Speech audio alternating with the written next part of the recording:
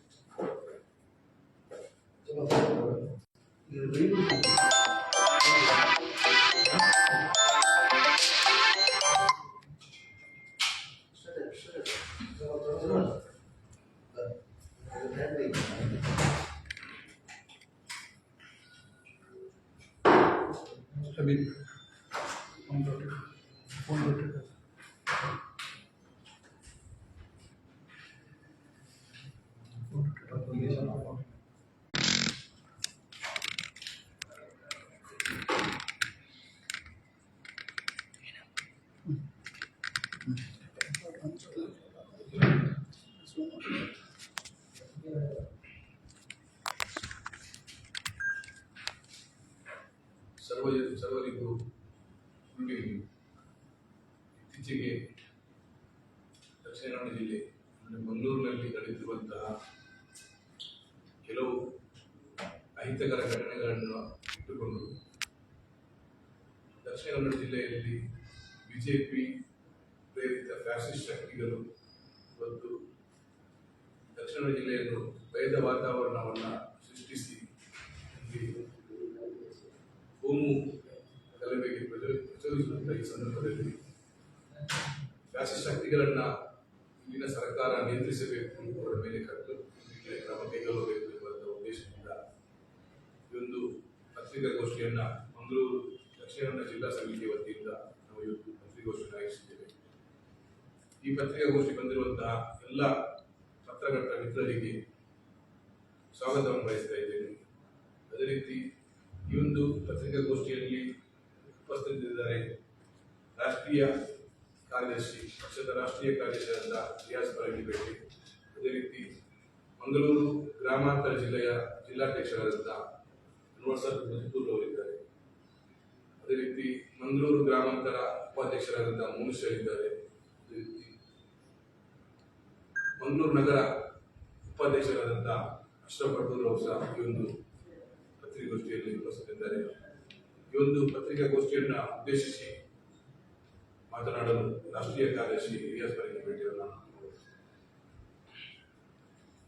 ಆತ್ಮೀಯ ಪತ್ರಕರ್ತ ಮಿತ್ರರೇ, ತಮ್ಮೆಲ್ಲರಿಗೂ ಕೂಡ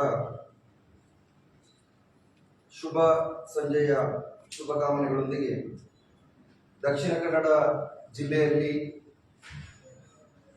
ಮೇ 1ನೇ ತಾರೀಕಿನಂದು ರಾತ್ರಿ ಸುಮಾರು 8:30 ಗಂಟೆಯ ಹೊತ್ತಿಗೆ ಒಬ್ಬ ರೌಡಿ ಶೀಟರ್ನ ಹತ್ಯೆ ನಡೆಯುತ್ತದೆ. ಹತ್ಯೆ ನಡೆದ ನಂತರ ಇಡೀ ದಕ್ಷಿಣ ಕನ್ನಡ ಜಿಲ್ಲೆ ಒಂದು ಪ್ರಕ್ಷುಬ್ಧ ವಾತಾವರಣಕ್ಕೆ ತಿರುಗುತ್ತದೆ. ವಿಶ್ವ ಹಿಂದೂ ಪರಿಷತ್ ಮತ್ತು ಬಜರಂಗ ದಳ ಬಂದ್ಗೆ ಕರೆಯನ್ನು ಕೂಡ ನೀಡುತ್ತದೆ. ಇಲ್ಲಿಯ ಪೊಲೀಸ್ ಇಲಾಖೆ ಅತ್ಯಂತ ಕ್ಷಿಪ್ರ ಕಾರ್ಯಾಚರಣೆಯೊಂದಿಗೆ 24 ಗಂಟೆಯ ಒಳಗಾಗಿ ಆರೋಪಿತರನ್ನು ಬಂಧನವನ್ನು ಕೂಡ ಮಾಡ್ತದೆ. ಅಂದ್ರೆ ಕಾನೂನು ಪ್ರಕಾರ ಪೊಲೀಸ್ ಇಲಾಖೆ ಯಾವ ರೀತಿಯಲ್ಲಿ ನಡ್ಕೊಳ್ಬೇಕಾಗಿತ್ತ ಆ ಎಲ್ಲ ರೀತಿಯ ಆಗುಹೋಗುಗಳಲ್ಲಿ ಈ ಒಂದು ಪ್ರಕರಣದ ಗಂಭೀರತೆಯನ್ನ ಅರಿತು ಪೊಲೀಸ್ ಇಲಾಖೆ ಕ್ಷಿಪ್ರ ಕಾರ್ಯಾಚರಣೆ ನಡೆಸಿದ ಬೂದಿ ಮುಚ್ಚಿದ ಕೆಂಡದಂತಿದೆ. ಇಲ್ಲಿಯ ವಾತಾವರಣವನ್ನ ತಿಳಿಯಾಗಲು ಬಿಡ್ತಾ ಇಲ್ಲ ವಿಶ್ವ ಹಿಂದೂ ಪರಿಷತ್ ಮತ್ತು ಬಜರಂಗ ದಳ. ನಿನ್ನೆ ನಡೆದಂತಹ ಪತ್ರಿಕಾಗೋಷ್ಠಿಯಲ್ಲಿ ಮತ್ತೆ ದಕ್ಷಿಣ ಕನ್ನಡ ಜಿಲ್ಲೆಯನ್ನ ಹೊತ್ತಿ ಉರಿಸುವಂತಹ ಹೇಳಿಕೆಗಳನ್ನ ಇವತ್ತು ವಿಶ್ವ ಹಿಂದೂ ಪರಿಷತ್ ಮತ್ತು ಬಜರಂಗ ದಳ ನೀಡ್ತಾ ಇದೆ. ಪೊಲೀಸರ ದಿಕ್ಕು ತಪ್ಪಿಸುವಂತಹ, ಪೊಲೀಸರ ಆ ಒಂದು ವಿಚಾರಣೆ ಏನಿದೆ, ತನಿಖೆ ಏನಿದೆ, ತನಿಖೆಯ ದಿಕ್ಕು ತಪ್ಪಿಸುವಂತಹ ಹೇಳಿಕೆಗಳು ಇವತ್ತು ವಿಶ್ವ ಹಿಂದೂ ಪರಿಷತ್ ಮತ್ತು ಬಜರಂಗ ದಳ ನಡೆಸ್ತಾ ಇದೆ. ಅಷ್ಟು ಮಾತ್ರವಲ್ಲ, ಸಾಂವಿಧಾನಿಕ ಹುದ್ದೆಯನ್ನು ಹೊಂದಿರತಕ್ಕಂತಹ ಜಿಲ್ಲೆಯ ಬಿಜೆಪಿ ಶಾಸಕರು ವಿವಿಧ ಕಡೆ ಪತ್ರಿಕಾಗೋಷ್ಠಿಯನ್ನ ನಡೆಸಿ ಇವತ್ತು ಪೊಲೀಸ್ ಇಲಾಖೆಯನ್ನೇ ಪ್ರಶ್ನಿಸುವಂತಹ ಮತ್ತು ಜನರಿಗೆ ತಪ್ಪು ಸಂದೇಶಗಳನ್ನ ನೀಡುವಂತಹ, ಮುಸ್ಲಿಂ ಸಮುದಾಯದ ಬಗ್ಗೆ ತಪ್ಪು ಕಲ್ಪನೆಗಳನ್ನ ಬಿತ್ತಿ ಸಮಾಜದ ಸ್ವಾಸ್ಥ್ಯವನ್ನ ಕೆಡಿಸುವಂತಹ ಕ್ರಿಯೆಯಲ್ಲಿ ಇವತ್ತು ಬಿಜೆಪಿಯ ಶಾಸಕರು ತೊಡಗಿದ್ದಾರೆ. ಜಿಲ್ಲೆಯನ್ನ ಮತ್ತಷ್ಟು ಕೋಮು ಸ್ಥಿತಿಗೆ ತಳ್ಳುವಂತಹ ಪ್ರಕ್ರಿಯೆಗಳು ಜಿಲ್ಲೆಯಲ್ಲಿ ಅವ್ಯಾಹತವಾಗಿ ನಡೀತಾ ಇದೆ. ಈ ಒಂದು ವಿಚಾರಗಳನ್ನ social democratic party of India ಖಂಡಿಸ್ತದೆ. ಮಾತ್ರವಲ್ಲ, ಈ ಒಂದು ಪತ್ರಿಕಾಗೋಷ್ಠಿಯಲ್ಲಿ ನಮಗೆ ಕೇಳಲಿಕ್ಕಿರುವಂತದ್ದು, ದಕ್ಷಿಣ ಕನ್ನಡ ಜಿಲ್ಲೆಯಲ್ಲಿ ಈ ಒಂದು ಕೋಮು ಉದ್ವಿಗ್ನ ವಾತಾವರಣವನ್ನ ಸೃಷ್ಟಿಸ್ತಾ ಇರತಕ್ಕಂತಹ ಶರಣ್ ಪಂಪೇಲ್ ಮತ್ತು ಅವರ ಸಂಗಡಿಗರನ್ನು, ವಿಶ್ವ ಹಿಂದೂ ಪರಿಷತ್ ಮತ್ತು ಬಜರಂಗ ದಳದ ನಾಯಕರನ್ನ ಯಾತಕ್ಕಾಗಿ ಪೊಲೀಸ್ ಇಲಾಖೆ ಹದ್ದು ಬಸ್ಸಿನಲ್ಲಿ ಇಡುವಂತಹ ಪ್ರಯತ್ನವನ್ನ ಮಾಡುವುದಿಲ್ಲ ಮತ್ತು ಅವರ ಮೇಲೆ ನಾನ್ ಬೇಲಬಲ್ ಅಫೆನ್ಸ್ ಈಗಾಗಲೇ ರಿಜಿಸ್ಟರ್ ಆಗಿದೆ, FIR ದಾಖಲಾಗಿರ್ತದೆ. ಜಾಮೀನು ರಹಿತ ಪ್ರಕರಣ ದಾಖಲಾಗಿದ್ರು ಕೂಡ ಅವರಿಗೆ ಪತ್ರಿಕಾಗೋಷ್ಠಿಯನ್ನು ನಡೆಸಲಿಕ್ಕೆ ಅವಕಾಶಗಳನ್ನ ಮಾಡಿಕೊಡಲಾಗ್ತದೆ ಮತ್ತು ನಿರಂತರವಾಗಿ ಅವರು ಸಮಾಜದಲ್ಲಿ ತಿರುಗಾಡುವಂತಹ ಒಂದು ಅವಕಾಶವನ್ನ ಇವತ್ತು ಪೊಲೀಸ್ ಇಲಾಖೆ ನೀಡ್ತಾ ಇದೆ ಅಂತ ಹೇಳಿದ್ರೆ, ಬಜರಂಗ ದಳ ಮತ್ತು ವಿಶ್ವ ಹಿಂದೂ ಪರಿಷತ್ಗೆ ಜಿಲ್ಲೆಯ ಸ್ವಾಸ್ಥ್ಯವನ್ನ ಕೆಡವಲಿಕ್ಕೋಸ್ಕರನೇ ಪೊಲೀಸ್ ಇಲಾಖೆ ಅವರನ್ನ ಸುಮ್ಮನೆ ಬಿಟ್ಟಿದೆಯಾ ಅನ್ನುವಂತಹ ಒಂದು ಪ್ರಶ್ನೆಯನ್ನ ಈ ಮೂಲಕ ನಾವು ಕೇಳಬೇಕಾಗ್ತದೆ ಬಂಧುಗಳೇ. ಕಳೆದ ಮೇ 1ರಿಂದ ಇವತ್ತಿನವರೆಗೂ ಕೂಡ ದಕ್ಷಿಣ ಕನ್ನಡ ಜಿಲ್ಲೆಯಲ್ಲಿ ಸುಮಾರು 8 ಜಾಗದಲ್ಲಿ ಚೂರಿಗಿರಿತನ ಪ್ರಕರಣ ನಡೆಯಿತು. 2ರಿಂದ 4 ಕಡೆ ಮುಸ್ಲಿಂ ಯುವಕರನ್ನ ತಲವಾರು ಹಿಡಿದು ಅಟ್ಟಾಡಿಸಲಾಯಿತು. 6 ಸರ್ಕಾರಿ ಬಸ್ಗಳಿಗೆ ಕಲ್ಲು ತೂರಾಟ ಮಾಡಲಾಯಿತು. ರಸ್ತೆ ಮತ್ತೆ ಟೈರ್ಗಳಿಗೆ ಬೆಂಕಿ ಹಚ್ಚಿ ರಸ್ತೆಯನ್ನ ಬಂದ್ ಮಾಡಲಾಯಿತು. ಪೊಲೀಸ್ ಇಲಾಖೆಯ ಅಧಿಕೃತ ಹೇಳಿಕೆಗಳ ಪ್ರಕಾರ ಮಂಗಳೂರು ಮೇ 1ರಿಂದ ನಿನ್ನೆಯವರೆಗೆ ಸುಮಾರು 40ಕ್ಕಿಂತಲೂ ಅಧಿಕ FIR ಗಳನ್ನ ನಾವು ದಾಖಲಿಸಿದ್ದೇವೆ ಅಂತ ಹೇಳಿ ಪೊಲೀಸ್ ಇಲಾಖೆ ಹೇಳ್ತದೆ. ಆದ್ರೆ ಈ 40 FIR ಗಳು ದಾಖಲಿಸಲ್ಪಡ್ಲಿಕ್ಕೆ ಮೂಲ ಕಾರಣಕರ್ತರಾಗಿರ್ತಕ್ಕಂತಹ ಆ ಎಲ್ಲ ಪ್ರಕರಣಗಳ ಪ್ರಥಮ ಆರೋಪಿಯಾಗಿ ಗುರುತಿಸಲ್ಪಡ್ತಾ ಇರ್ತಕ್ಕಂತಹ ಶರಣ್ ಪಂಪೇಲ್ ರವರ ಬಗ್ಗೆ ಯಾಕೆ ಪೊಲೀಸ್ ಇಲಾಖೆಗೆ ಮೃದು ಧೋರಣೆ ಅನ್ನುವಂತಹ ಪ್ರಶ್ನೆಯನ್ನಾಗಿರ್ತದೆ ಇವತ್ತು ನಾವು ಕೇಳ್ತಾ ಇರುವಂತದ್ದು.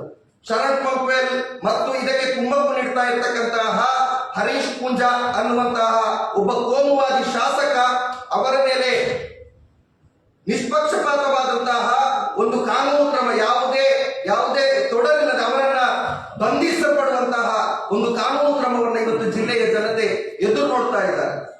ಇವತ್ತು ಬಹಳಷ್ಟು ದೊಡ್ಡ ವಿಚಾರಗಳೆಲ್ಲ ಹೇಳುವಂತಹ, ಪುಂಗಿ ಊದುವಂತಹ, ಮಾಧ್ಯಮದಲ್ಲಿ ಬಂದು ಪುಂಗಿ ಊದುವಂತಹ ಬಿಜೆಪಿ ಶಾಸಕರು ಬಹಳಷ್ಟು ವಿಚಾರಗಳನ್ನ ಅವರು ಹೇಳ್ತಾರೆ. ಇದನ್ನ ನಾವು NIA ತನಿಖೆ, ರಾಷ್ಟ್ರೀಯ ತನಿಖಾ ದಳಕ್ಕೆ ನೀಡಬೇಕು ಮತ್ತು ಇದರಲ್ಲಿ ಬೇರೆ ಬೇರೆ ತರಬೇತಿಗಳನ್ನ ನೀಡುವಂತಹ ಸಾಧ್ಯತೆ ಇದೆ ಅಂತ ಹೇಳಿ ಈ ರೀತಿ ಪುಂಗಿ ಊದುವಂತವರು ಅವರು ನಮಗೆ ಸ್ಪಷ್ಟಪಡಿಸಬೇಕಾಗಿದೆ. ಮೇ 27ರಂದು ಒಂದು ಮಾನಸಿಕ ಅಸ್ವಸ್ಥ ಅಂತ ಹೇಳುವಂತಹ, ಅವರಿಗೆ ಯಾರನ್ನು ಕೂಡ ಉದ್ರೇಕಿಸುವಂತಹ ಅಥವಾ ಕೋಮು ಭಾವನೆ ಇಲ್ಲದಂತಹ ಅತ್ಯಂತ ಮಗುವಿನ ಮನಸ್ಸಿರ್ತಕ್ಕಂತಹ ಕೇರಳದ ವಯನಾಡಿನ ಅಶ್ರಫ್ ಅನ್ನುವಂತಹ ಯುವಕನನ್ನ ಸುಮಾರು 50 ಮಂದಿಯ ಗುಂಪು ಉತ್ತರ ಪ್ರದೇಶದಲ್ಲಿ, ಬಿಹಾರದಲ್ಲಿ ಮತ್ತು ಜಾರ್ಖಂಡ್ ನಲ್ಲಿ ಯಾವ ರೀತಿ ಗುಂಪು ಹಿಂಸೆ ಮಾಡಿ ಮನುಷ್ಯರನ್ನ ಕೊಳ್ತಾರೆ. ಆ ರೀತಿ ಒಂದು ರಾಕ್ಷಸೀಯವಾಗಿ ಕೊಂದಂತಹ ಪ್ರಕರಣದಲ್ಲಿ ಯಾಕಾಗಿ ಇವರು NIA ಅಥವಾ ರಾಷ್ಟ್ರೀಯ ತನಿಖಾ ದಳದ ಆ ಒಂದು ಅನ್ವೇಷಣೆಯನ್ನ ಇವರು ವ್ಯಕ್ತಪಡಿಸಲಿಲ್ಲ?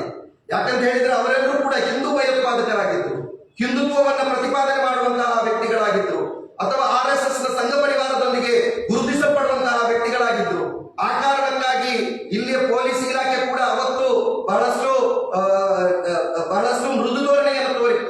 ಸಾರ್ವಜನಿಕ ಇಲಾಖೆಯಲ್ಲಿ ಬಂದಂತಹ ದೊಡ್ಡ ಒಂದು ಧ್ವನಿಯ ಕಾರಣದಿಂದಾಗಿ ಇವತ್ತು ಆ ಒಂದು ಕುಟುಂಬಕ್ಕೆ FIR ಆಗಿ ಸುಮಾರು 21 ಮಂದಿ ಇವತ್ತು ಜೈಲು ಕಂಬಿಯನ್ನು ಎನಿಸ್ತಾ ಇದ್ದಾರೆ.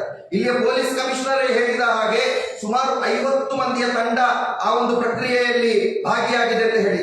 ಮಾಜಿ ಕಾರ್ಪೊರೇಟ್ ನ ಪತಿಯಾಗಿರ್ತಕ್ಕಂತಹ ರವೀಂದ್ರ ಅನ್ನುವಂತಹ ವ್ಯಕ್ತಿಯನ್ನ ಇನ್ನೂ ಕೂಡ ಬಂಧನ ಮಾಡಲಿಲ್ಲ.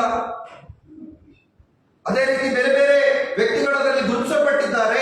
ಅವರ ಮುಖಪರಿಚಯವನ್ನ ಅದರ ಸಾಕ್ಷಿಗಳು ತಿಳಿಸಿದ್ರು ಕೂಡ ರಾಜಕೀಯ ಒತ್ತಡಕ್ಕಾಗಿ ಅವರನ್ನ ಬಂಧಿಸಲಾಗ್ತಾ ಇಲ್ಲ. ಅಂದ್ರೆ ಇವರಿಗೆ ಆ ಒಂದು ಅಶ್ರಫ್ನ ಆ ಒಂದು ಕೊಲೆ ಕೇಸ್ನಲ್ಲಿ, ಗುಂಪು ಹಿಂಸೆ ಹತ್ಯೆಯಲ್ಲಿ ಆ ವ್ಯಕ್ತಿಗಳಿಗೆ ತರಬೇತಿ ಎಲ್ಲಿ ಯುಪಿಯ ಸಂಘ ಪರಿವಾರದ ಶಾಖೆಯಿಂದ ಸಿಕ್ಕಿರುವಂತದ್ದ, ಅಥವಾ ಜಾರ್ಖಂಡ್ನಲ್ಲಿ ಅವರಿಗೆ ನೀಡಿರುವಂತದ್ದ, ಎಲ್ಲಿ ಅವರನ್ನು ತರಬೇತಿಗೊಳಿಸಲಾಗಿದೆ, ಅಥವಾ ಗುಜರಾತ್ನಲ್ಲಿ ಅವರನ್ನು ತರಬೇತಿಗೊಳಿಸಲಾಗಿದೆಯಾ? ಈ ಒಂದು ಪ್ರಶ್ನೆಯೂ ಕೂಡ ಉದ್ಭವ ಆಗ್ತದಲ್ಲ. ಅದರ ಬಗ್ಗೆಯೂ ಕೂಡ NIA ತನಿಖೆ ನಡೆಯಬೇಕಾಗಿದೆ. ಅಂದ್ರೆ ಇವರು ಈ ಒಂದು ತನಿಖೆಯ ದಿಕ್ಕನ್ನ ಸಂಪೂರ್ಣವಾಗಿ ತಪ್ಪಿಸ್ತಾ ಇದ್ದಾರೆ. ಪೊಲೀಸ್ ಇಲಾಖೆ ಸರಿ